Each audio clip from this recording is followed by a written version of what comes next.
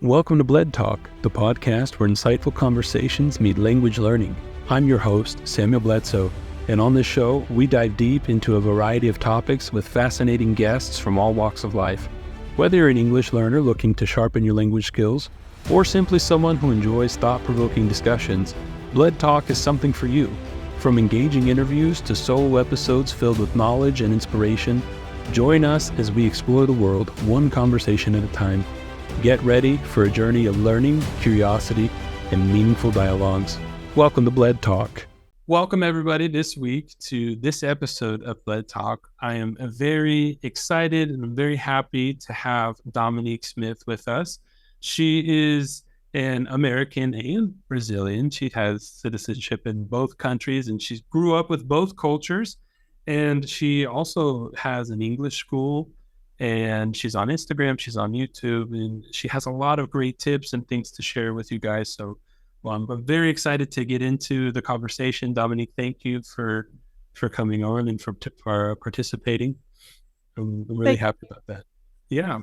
So we're going to start off with a couple questions of, either or, which one do you prefer? Okay. And then after that, we'll kind of get into Dominique's story. So let's go ahead and let's start with that. So Dominique, which one would you choose? Which one's your favorite, McDonald's or Burger King? McDonald's. In both countries, like even in Brazil as well? Even in Brazil. I think they're pretty similar, to be honest. Really? I think that Burger King is like, I always tell people, for me, like McDonald's in the US is better than Burger King, like on so many levels. But in Brazil, I think Burger King is better than McDonald's just because I feel like there's more for what you get. I don't know. That's my thing. So like for me, it's different. It's different depends on the country where you are. But cool. All right. And Apple or Android? Apple. Why? Apple 100%. Is it just better? I think how they connect, like they create like a little environment and it's so easy to use it. I mean, I'm right here. I like Apple. I get that. No, I understand. Like my friends and I, we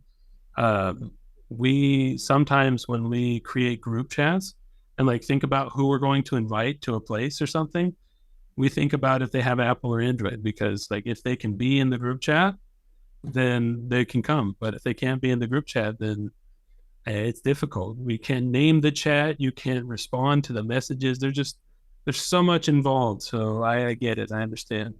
Nike or Adidas? Nike all the way. Really? Oh, yeah. That's where we're different. I am Adidas 100%. I love Adidas because all of my Nike shoes break on me every time I play basketball. Anytime I do anything, they last maybe like 6 months, and then after that, it's just they're destroyed. Their clothes are really good. Nike clothes are fantastic, but their shoes are not. Maybe it's because I don't play a lot of sports, and that's why I like. I mean, it works. I get it. Good. Starbucks or Dunkin'? Starbucks. Really? Yes. Is it the flavor of the coffee, or is it just like the experience? I feel like, I don't know. I think it's just everything, but I really like the experience. Okay, that's fair. I think for me, I would pick Dunkin', but that's because I don't drink coffee. And so like they have a lot more donuts, because I think Starbucks doesn't even have donuts. They might have like... I don't think so. Somebody told me they have like an old-fashioned donut, and then like that's it. So, for me, I would choose Dunkin', but that's only because I like donuts. And would you choose Coca-Cola or Pepsi? Or neither? Neither. Really? So you're not a soda person? I don't drink soda, not at all. That's apple good. Juice, is that okay?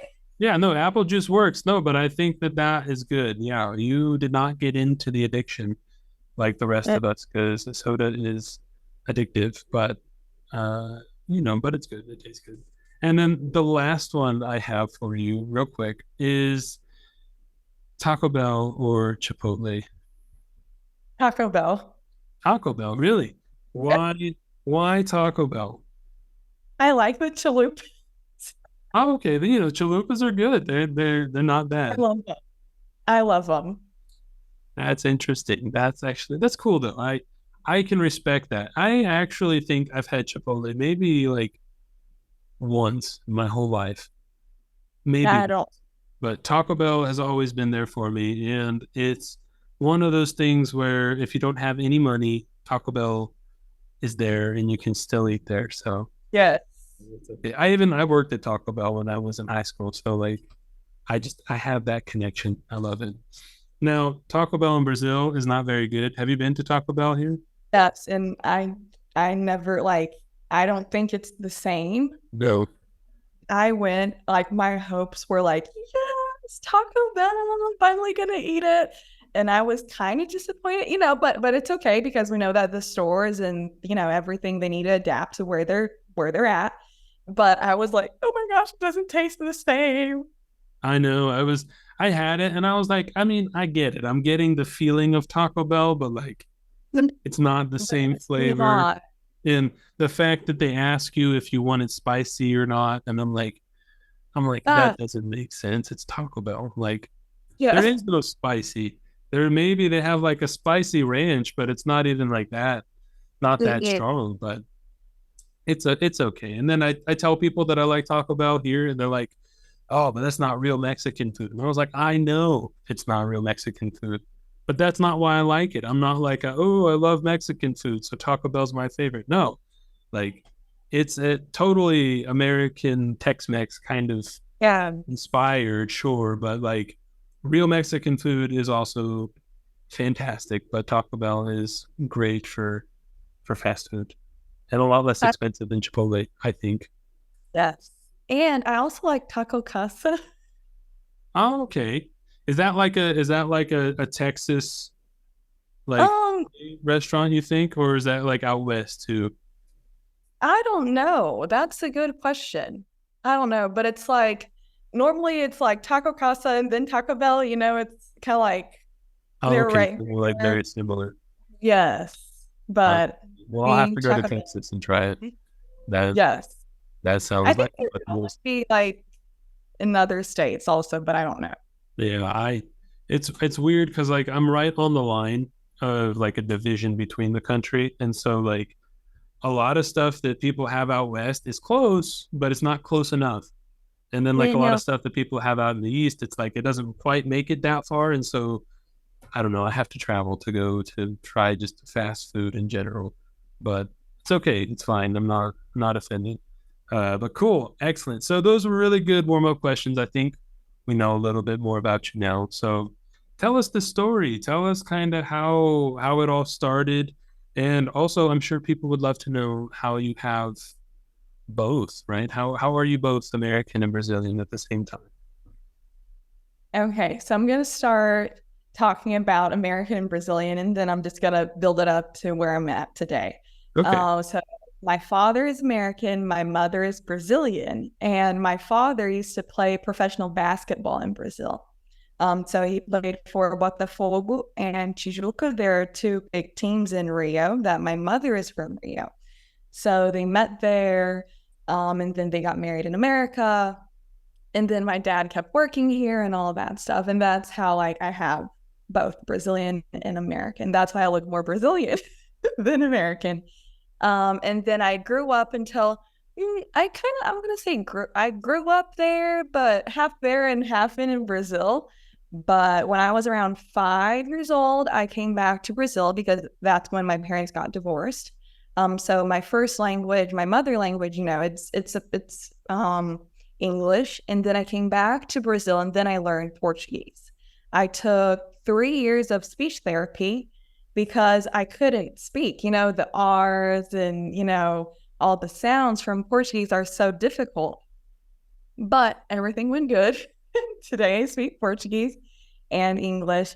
And then once I got older, I started traveling back and forth. So I traveled alone when I was around like 13, but I was like a minor. So I had like the flight attendant with me.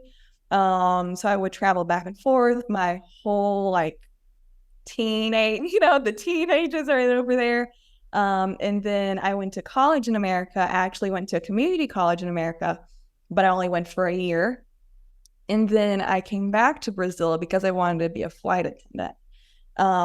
Fun fact about my family, my grandpa is a pilot, my great grandpa was a pilot, my father is a pilot. And I was like, well, I'll just be the flight attendant. So since I was under 21, and in America, you can only work if you're 21 or over, or older, I came back to Brazil, took the course, and then I started working. I worked for around 4 years, and then I asked to quit, and then I started my English school. Okay, so how did I start teaching English if, I was a flight attendant and everything like that? So in 2016, when I went to college in America, it was like so random. And when I tell people this, like they do not believe me. And I'm like, that's the true story. I never thought about being a teacher. That was never, never in my mind. I thought about being in the military, like all kinds of stuff, but never a teacher. So one day my dad was like, hey, you need a job. I was like, okay. He was like, do you want anything in specific or, whatever? I'm like, no, just whatever we can get, I'll be happy to help, or I'm just down for anything.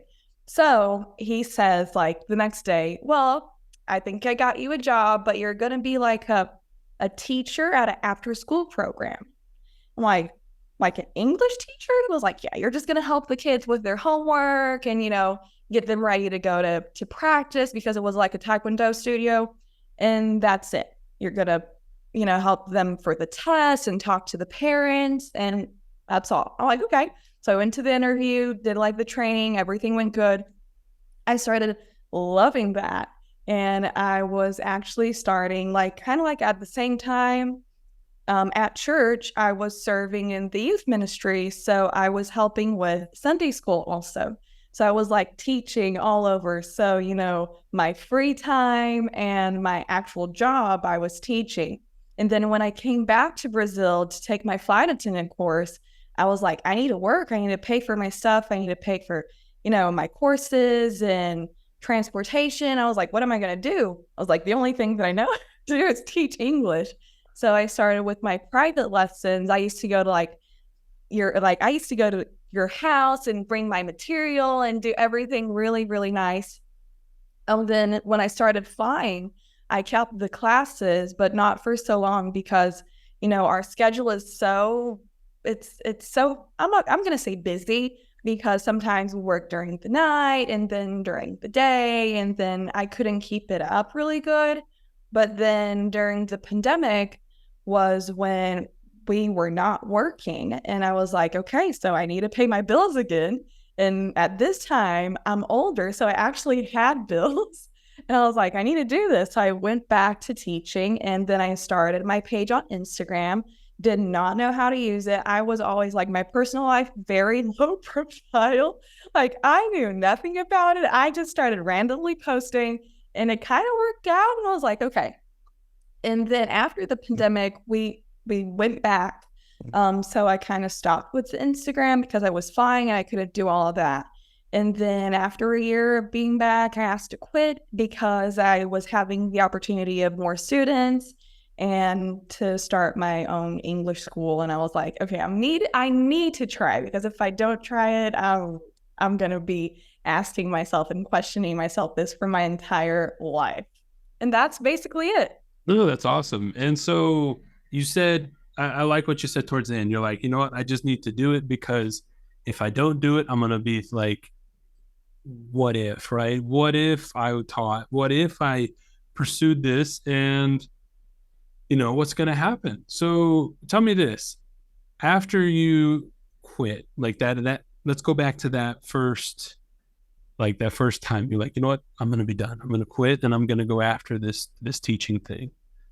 What was the feeling? Were you scared at all, or were you pretty confident that it was going to be perfect? I had no clue. I had literally no clue. I was scared. I remember calling my dad because I lived in Brasilia, and my dad, he has his own company, so he owns his business. And then I called him and I was like, Dad, I need help. And he was like, what do you need help with? I want to quit. There's this opportunity. He was like, okay, you need to wait for 6 months. And then he was give me all these steps, so to make sure that it's safe to do it or whatever. And then he was like, you call me back whenever it's done, all the stuff that I told you to do, you got it done, and great. We were expecting for like 6 months. After a month, I called him. I was like, hey, he was like, you already got it all? I was like, yeah. And he was like, okay, now the next step is to quit. I was like, I can't do that. So I was so scared because I love flying. I love aviation. I love airplanes. My husband, he is also a pilot. He's not working now, but he was a pilot. He was a flight instructor. Like I said, my family, my dad is a pilot. Anyhow, like it kind of runs in the family. So I was like, oh my gosh, I really do love this. It's like a passion, but I can't live with the what if in my life. I need to go do it. I need to go get it. And if that's what I need to do, okay. So you don't see the whole thing, but the next step. And I had faith in the next step, even though I was like scared. But I was like, okay, if this is what I need to do, I'm just going to take the leap of faith. It's just like, go. I need to stretch out my faith. I need to try to do this. So I was scared, but I was like hopeful. I was like, okay, I think it's going to work. Right. You were optimistic, which is important. I think that is not uniquely, but I think it's an important trait that especially comes from like, I don't know why, but I feel like in the US, we kind of have optimism when it comes to like starting a business and trying to do something new, do something that you like. I feel like we get a little like not ahead of ourselves, but we just get super excited and you're like, I know that there's all of these things that could go wrong, but I'm just really excited to try it and see if it's going to work. And I know what that feels like because I remember when I moved to Brazil, a lot of people, they ask me, they're like, oh, what kind of made you start doing English? And I always tell them that I kind of started teaching English out of necessity, because for me, I never, like you, never thought of teaching, never really imagined it. And I liked to teach, but I never thought about teaching English because I was always terrible at English. My worst subject in school was English. Like I didn't like grammar. I was really good at talking, but I wasn't really good at the rest of it. And so I just decided, I was like, well, I'll try it. And when I came to Brazil, those first 2 years, I told you before that I was a missionary, and I did some volunteering with English teaching, but it was never something super big. But then, when you fall in love with somebody and you decide to just go for it, like I did, and come to Brazil, I got married, I was like, this is what I have to do. So let me find something that I can do while I'm there. And that took me to English. And then I started teaching, and my idea was just to teach a little bit, but then I started doing well. And on top of that, my wife, she had a job and everything whenever we got married. And then as soon as we got married, they fired her. And so she didn't have a job. I didn't really have a job. And we're like, okay, what are we going to do? Right. And so I just decided to start teaching and kind of building what I have. And it's turned into something really great. So I completely understand the whole, I don't know if it's going to work, but I hope it does. That's kind of the thought process that goes through. And do you think that people, I know you teach very well, and I love the tips that you give and things on Instagram, but do you think one of like the initial things that brings people in is that you have this mixture of culture in your life, like being an American, you lived in the United States, and also being Brazilian, you've lived in Brazil, you kind of understand both lives. A lot of people don't get to have that experience. Do you think that helps people want to learn with you? I think so. First of all, I think when they're like, okay, you have no accent, that kind of like draw their attention. So they're like drawn, and they're like, okay, but you're Brazilian, but like you're American. I don't get it. So that's kind of like they're asking themselves like, okay, so what's going on? And then I tell them all the story. My mother is Brazilian, my father is American, all that. They're like, okay, very nice. And then I can kind of relate because I had to learn Portuguese. And Portuguese, it wasn't like natural for me. So you're learning English when you're a kid, and that's, kind of what it is. But if you have to learn another language, you have to get out of your comfort zone. And then getting out of your comfort zone, it's difficult. It's very difficult. So I kind of like bring that with me, and I try to relate as much as possible with my students. And also the cultures, I think, has a lot to do with that, because I also know, like, I went to high school here in Brazil. So I went to school here in Brazil. So I know, no, I'm not going to say I know how the system works, because that's not it. But like, I've seen them learning English, like at their, at the beginning, their core and everything like that. And so I kind of understand how it works. So when someone comes to me and they're like, I have trouble with this and this and this, I'm like, okay, I know why you have trouble, because I've seen it. I've been there. I've been right there with you. So I get that. And then you go back to the American culture and they're like, okay, so you can add, some things to the class so it can be fun, and some slangs or whatever. And then also Texas is really big. So everybody knows Texas. So they're like, oh, you're from Texas. Oh, and this and this and that. And so they also like that part of the culture. And so like they're curious about that. And so I think mixing the two, that's what makes us unique, what makes me unique, what makes you unique. And I think that's it.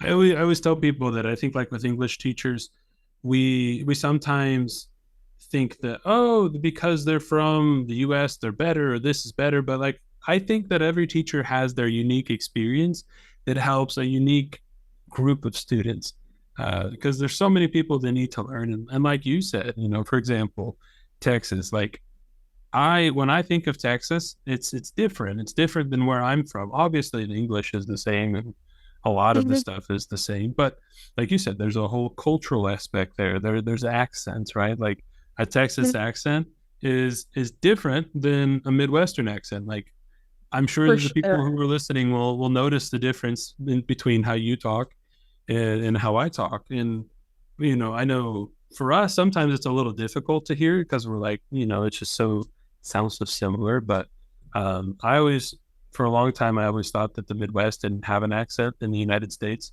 I don't know why, but people always just told us, they're like, oh yeah, you guys are the Hollywood accent. We're the accent that all the news anchors have. And so like, it's the normal thing. And so for me, I was like, Midwesterners don't have accents. And then I came back from Brazil after hearing mostly Portuguese, and hearing a couple other Americans talking, but not not hearing my people, right, my Midwestern folks.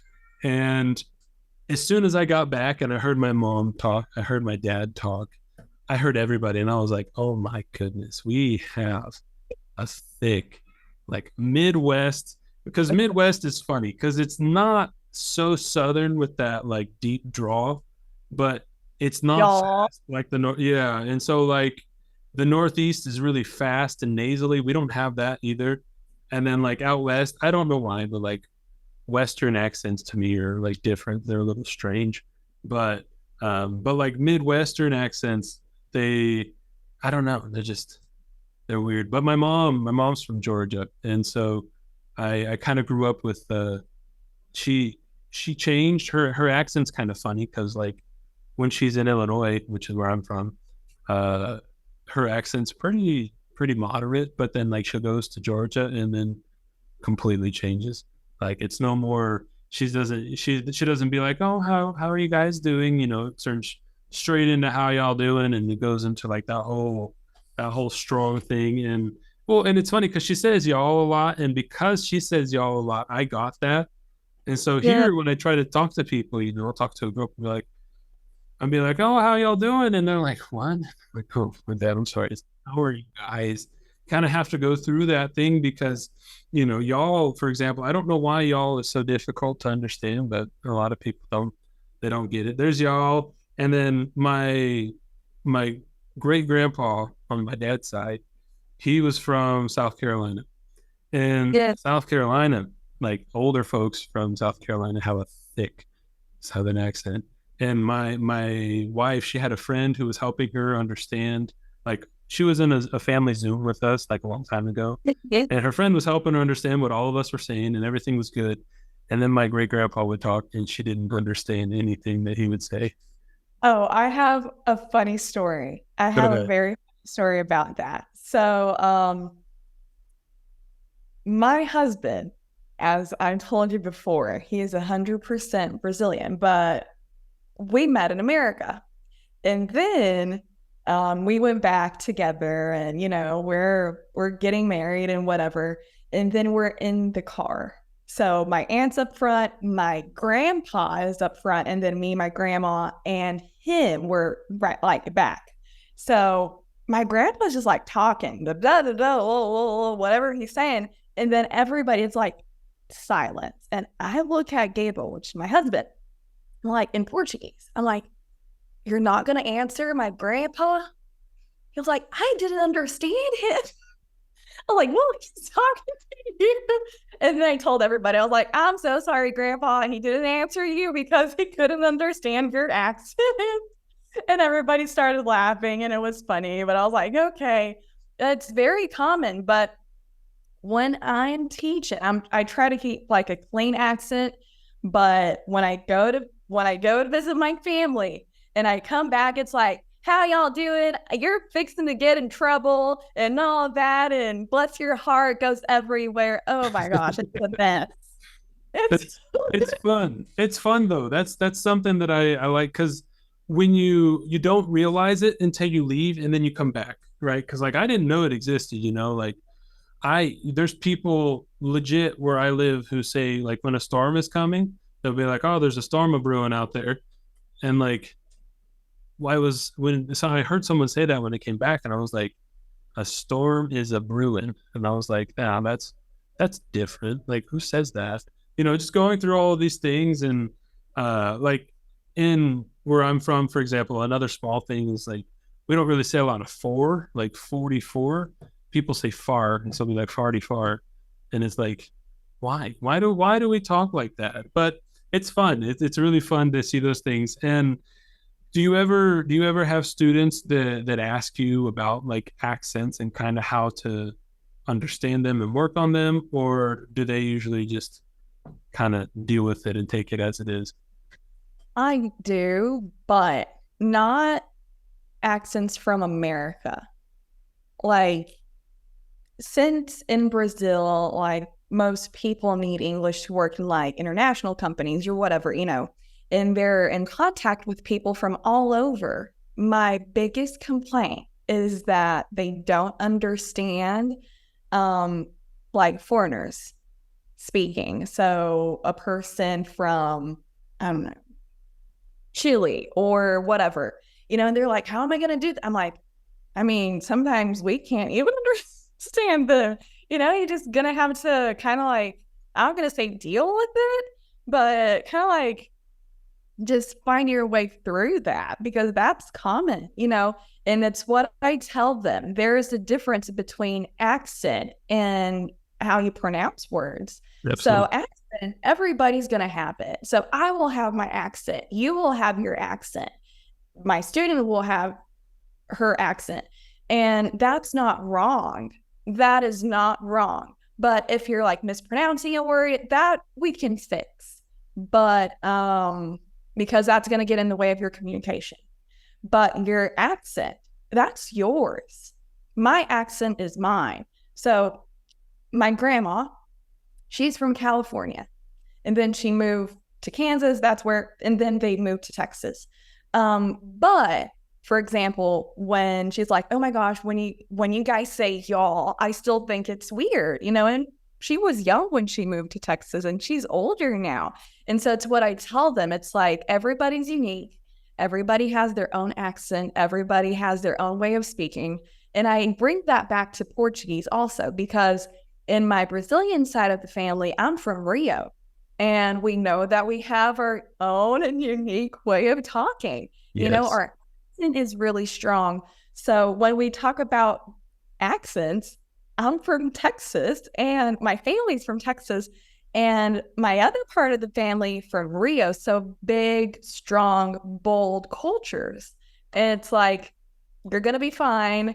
Just hang on and you're going to survive. Right. You'll make it through, right? And that's something I always tell people is like, if you feel like you're pronouncing something wrong, but people understand what you're saying, it's not the end of the world. It's okay. It's okay if you say a word and it just sounds a little bit different.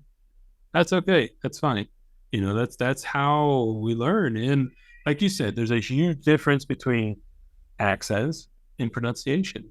It's one thing to pronounce the word wrong, but if you have a different accent when you say it, that's okay. As long as we understand the same word, that is how it's supposed to be. And you just talked about cultures, and so kind of going that way with the discussion. What was it like for you growing up in, for example, so you said you lived first 5 years of your life was Texas, then you came to Brazil. So how were those changes for you? Like, how was it growing up in Texas being Brazilian and growing up in Brazil being American? Well, I look back at it today and I'm very glad for everything that happened. But at the time, I was very sad because it was very difficult. So imagine a kid, literally, we're talking about a kid. It's like 5 years old. It's not like 10 or 15 or 8. I was 5, you know? So you grab me from one place and then you put me into the other place. And a reminder, I didn't have my family because my parents got divorced, and that's why I came to Brazil. So when my dad used to call me, I would get so anxious that I would start feeling sick and wanting to like throw up. But when a kid gets nervous and you're like crying and all that stuff, I was so like torn apart that I didn't know what to do. So I couldn't understand people because what happened was, okay, Dominique, but your mom is Brazilian. She taught you Portuguese. I was like, no. When I was in America, I only spoke English. My mom tried teaching me Portuguese, but it would be like, she would ask me in Portuguese, how are you today? And I would answer her in English like, hello, like random. And she finally gave up. She was like, okay, I'm not going to teach you Portuguese. Just let it be. It's going to be fine. So when I came here, I knew nothing, like zero. And then my grandma lives like in a condominium, like a gated community kind of thing. It's really common here in Brazil. So I used to not go out, but I used to like go play with the kids, and then I would speak to them, and then they would be like, and I would be so upset because I was trying to, engage, and you're a kid and you're trying to do that and you get frustrated, and then I would go back home. And then I was starting to understand that that's what came to me first, normal, right? So I would start to understand, but I would answer you in English. I did not answer you in Portuguese. And so you would speak to me in Portuguese and I would answer you in English. And then the kids would be like, okay, we don't understand you. And so that's when my mom enrolled me in school, and then I started speech therapy because I was having difficulties to understand and speak and pronounce. When I started speaking Portuguese, I had a really strong accent, like the traditional American accent, but I lost it with therapy and stuff. And that was very shocking to me because not only the language, but the food.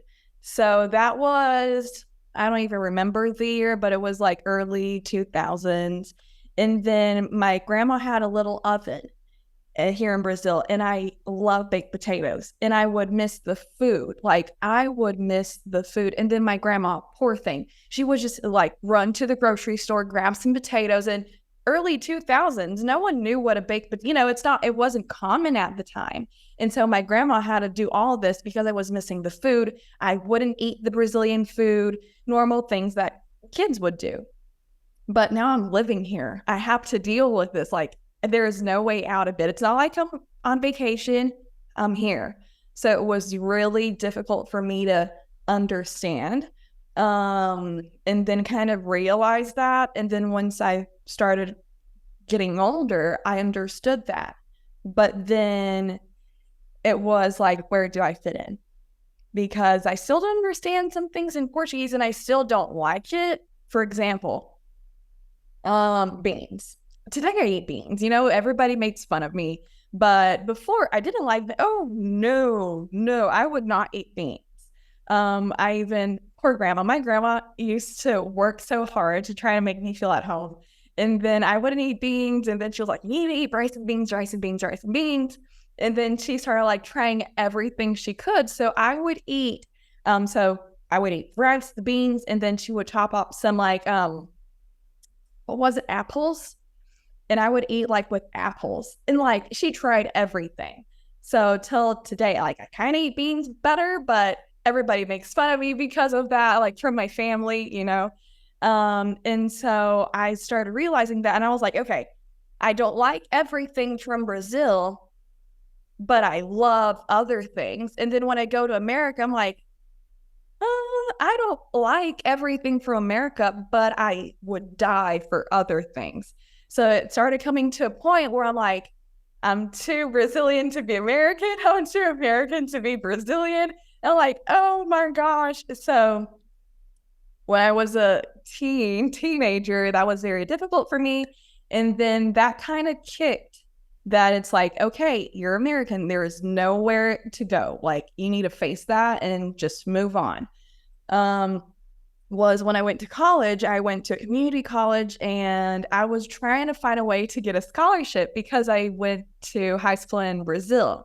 And so I was like, oh my gosh, I need a scholarship, but I don't know what to do. And I was like, I know, I'm a foreign student. Hey, I'm from Brazil, something with that. And then I go to the counselor, I'm like, can we get a discount? I'm Brazilian, half Brazilian. And I remember this. I was sitting down. She was just typing away. And she was like, Miss Smith,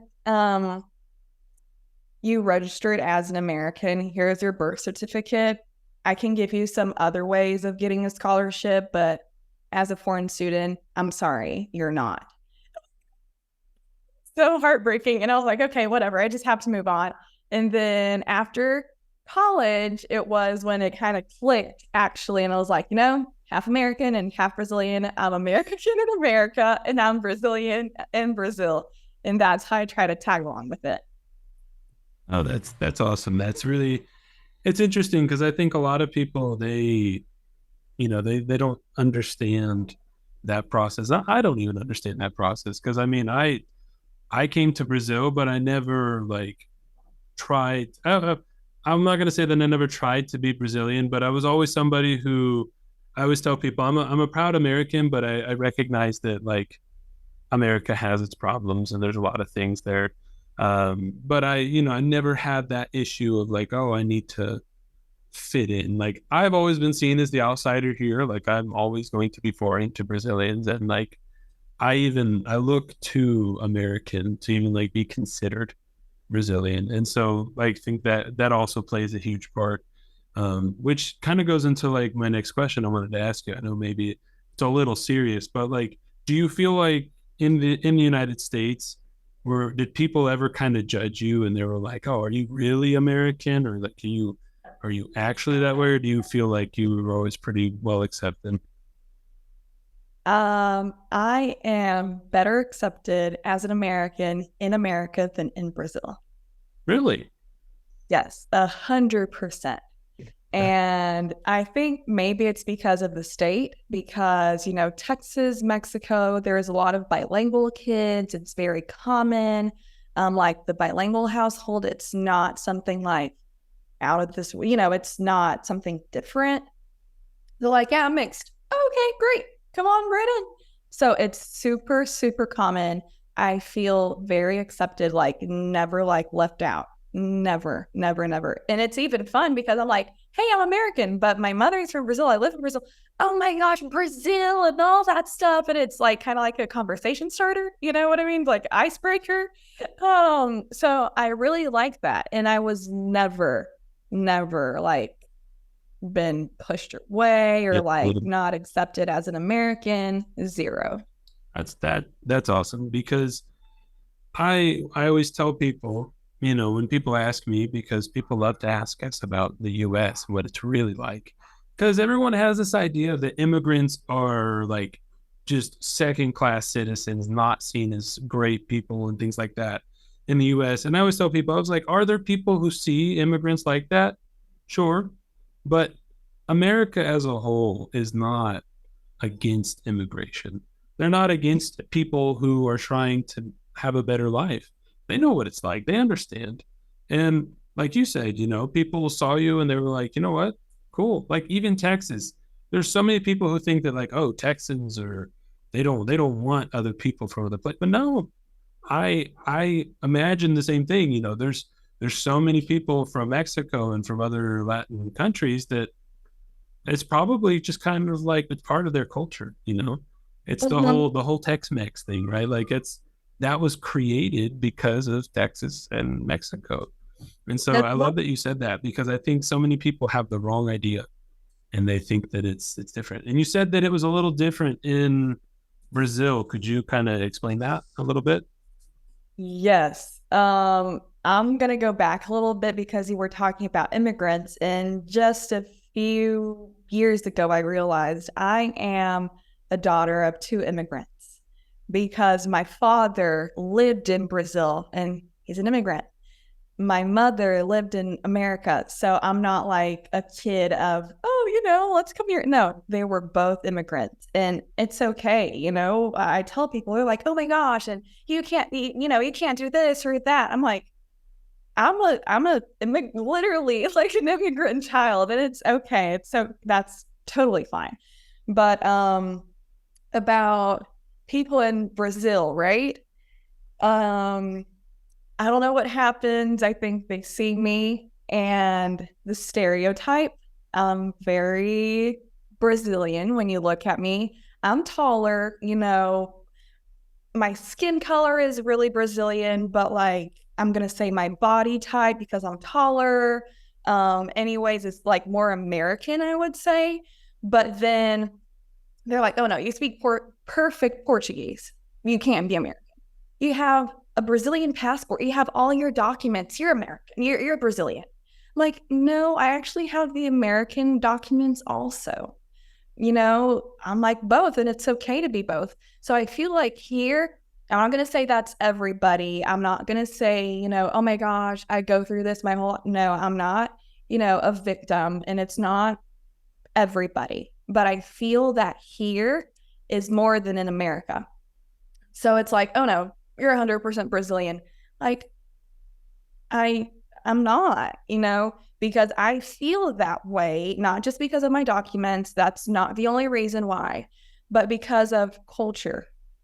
I still have a lot of things that are like me, Dominique, but it's America. It's 100% America. It's like the American culture, and you don't find it here, and that's why I feel that that's why. And they're like, oh no, you're 100% Brazilian. I'm like, so for a long time, when I was a teenager, when I was like, I don't know where I fit, I was like, oh no, I'm 100% Brazilian. And then I had to realize with some shocks that I'm like, oh my gosh, no, I'm not. Because I started understanding, when I went back to college and I was like, oh my gosh, this feels like my childhood. Like there are some certain things, like praying or something more intimate or emotional.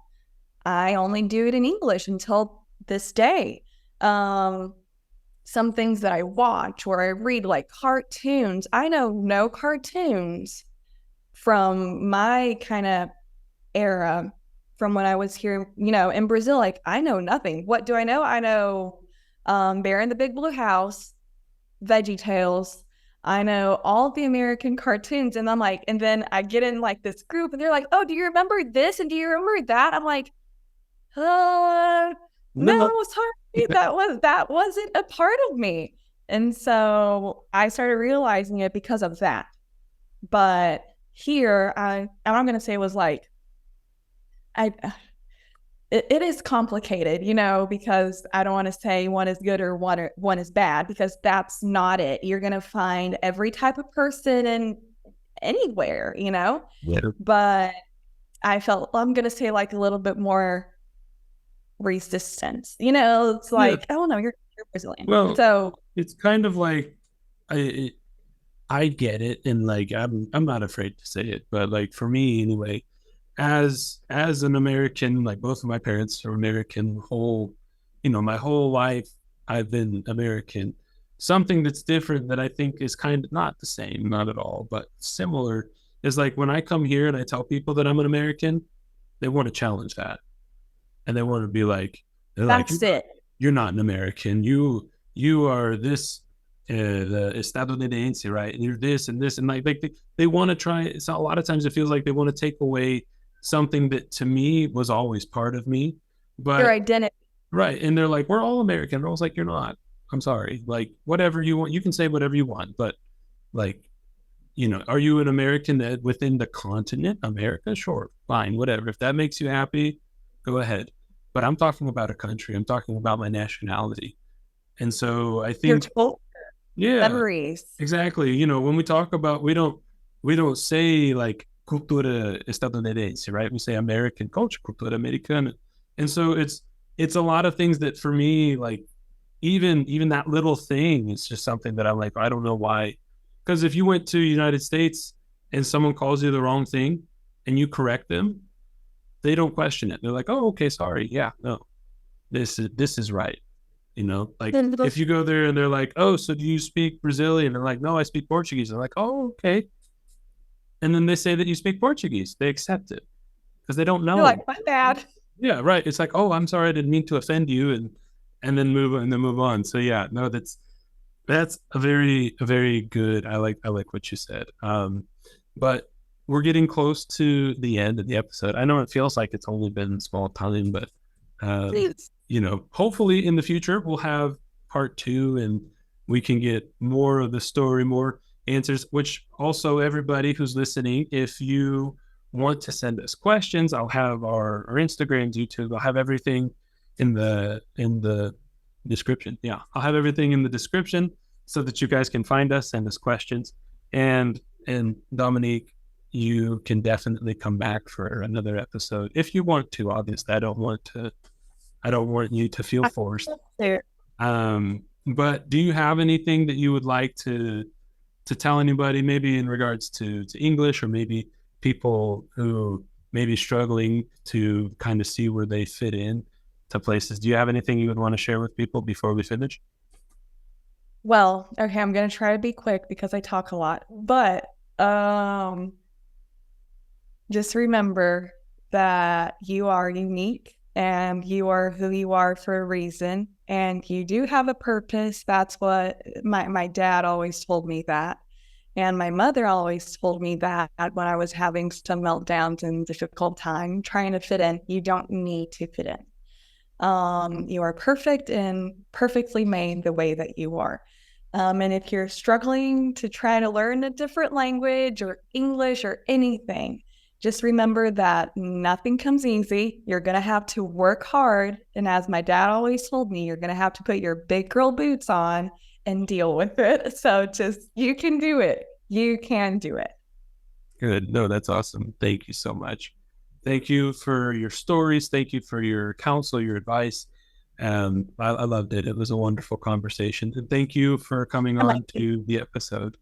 And thank you everybody else for listening and making it this far. And we'll see you guys next time on Bled Talk. Thank you for listening to Bled Talk. Don't forget to subscribe and follow us for more content. We are on all of the popular podcast platforms like Spotify, Apple Podcast, and we're even on YouTube. Don't forget to send in your questions and your suggestions. Thank you once again, and have a great day.